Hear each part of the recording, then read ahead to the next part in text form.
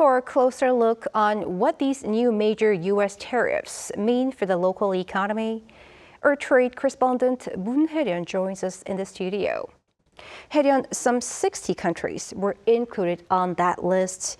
Give us some context as to how high the levies are for South Korea. Sure. So in addition to the baseline tariffs of 10% that applies to all countries, South Korea is being levied an extra 16% as one of Washington's listed worst offenders on trade, bringing the total to 26%. To put this into context, this is notably higher than what many analysts had anticipated, especially given the existing free trade agreements between the two countries.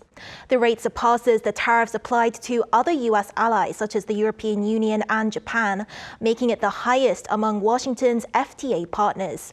Experts say that this comes as a result of a high trade deficit and South Korea's tariffs on U.S. agricultural goods. The U.S. appears to be focusing on the agricultural sector because it has a high volume of agricultural exports. Also, South Korea's trade surplus with the U.S. was originally below $50 to $60 billion. If a trade deficit with a specific country rapidly increases over a few years, U.S. federal law requires an investigation, and appropriate measures can be taken in response.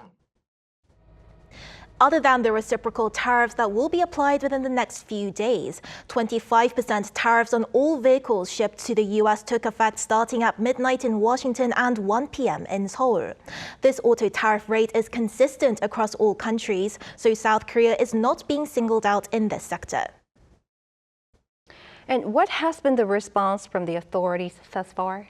So following the announcement, a series of high-level meetings convened between government officials and industry leaders. Prime Minister Han Duck-soo was the first to respond, calling an emergency meeting to conduct a thorough analysis of the newly announced tariffs and their potential impact. He also emphasized the importance of negotiations with Washington to minimize economic damage.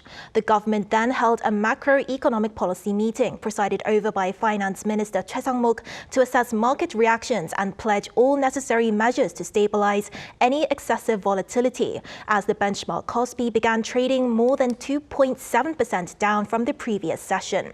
Targeted support for industries most vulnerable to the tariffs was also outlined. We will sequentially announce detailed support measures to counter tariffs, including support for industries expected to be affected, such as automobiles, and the expansion of refund guarantees for shipbuilding. Meanwhile, industry leaders, government officials, and economic organizations gathered for further discussions on the potential impact on South Korean businesses. With the presidential impeachment verdict set for tomorrow, concerns have emerged over the absence of strong leadership to spearhead negotiations, raising uncertainty about the government's ability to navigate the crisis effectively. And which industries could suffer the most? So although auto tariffs are being spared the extra reciprocal tariffs, with around half of South Korea's exports to the U.S. reliant on auto shipments, these levies are expected to hit hard. Here's what an expert said. Half of all cars exported abroad are shipped to the U.S., meaning Hyundai and Kia will take the biggest hit. In particular, Korea's GM branch, which sends roughly 85% of its vehicles to the U.S., is likely to suffer a direct blow. And it's not just vehicles, but levies on auto parts too, that could lead to higher costs for domestic automakers. With the Trump administration also preparing to implement levies on other goods, including semiconductors, this could also be a cause for concern. Many big tech companies, including Apple, as well as South Korean firms, have extensive production facilities in China, Vietnam, India, Malaysia, and Indonesia. Because of this, shifting supply chains in the short term is not easy.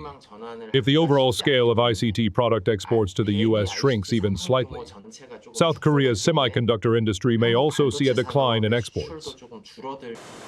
With pressure mounting on the South Korean government to strike a deal to secure a deal or risk further slowdown in its manufacturing sector, a shift in strategy from pledging investments in the U.S. is needed.